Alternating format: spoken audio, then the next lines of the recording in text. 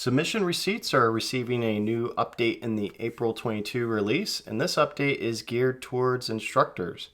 So if you remember several months back when we initially released student submission receipts, it was primarily from the student's point of view. As they made their submission, they'd receive a pop-up that would give them a confirmation number, and they'd also receive an email with that confirmation for safekeeping. So if anything happened to their attempt, it was deleted, maybe the dog ate it, whatever, the student would be able to share that confirmation with someone to be able to look up their attempt and see what happened to it within the system.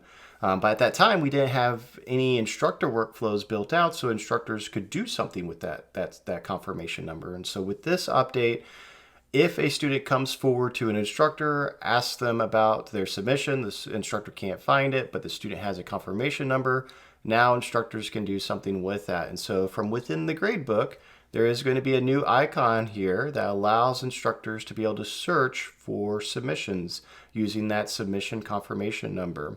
And so as an instructor, I'm going to go ahead and insert one that I received from a student. And here we can see all of the details related to that submission. We can see the name of the item, which attempt this was. So this was attempt 1 out of 1. It was submitted by this particular user. The file that they submitted was 894 KB, and it was submitted on this particular date and time. So we could find a wealth of information. And if we wanted to actually see this assessment or this particular attempt, as an instructor, I can drill into that. It's going to open that attempt where I can see all of its information, the submission, any feedback that I gave to the student, the rubric score, things of that sort.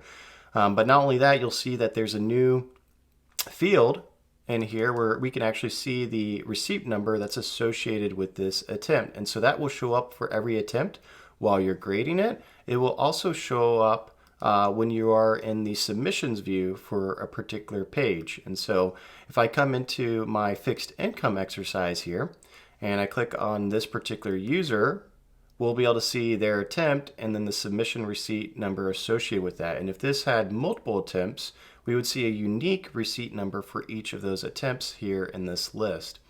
Now, what's nice about this submission receipt is that when we do a search for this, and not only does it pull up, the attempt right away, but let's say if a student tried to, forge a confirmation number, we'll put in a different one. What we do on the back end is we'll actually determine whether or not this is a real submission receipt confirmation number or not. And so if there was one that's not found on the system, then we'll notify you and let you know.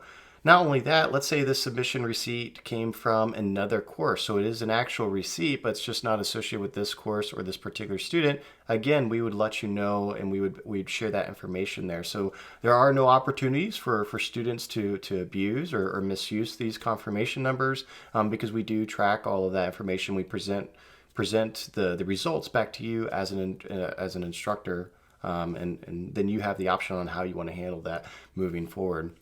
So super excited for this.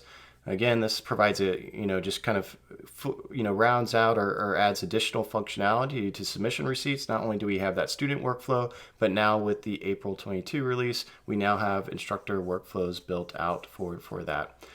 And we're, just like with everything else, we're super excited for this and can't wait for you to be able to use it in your courses.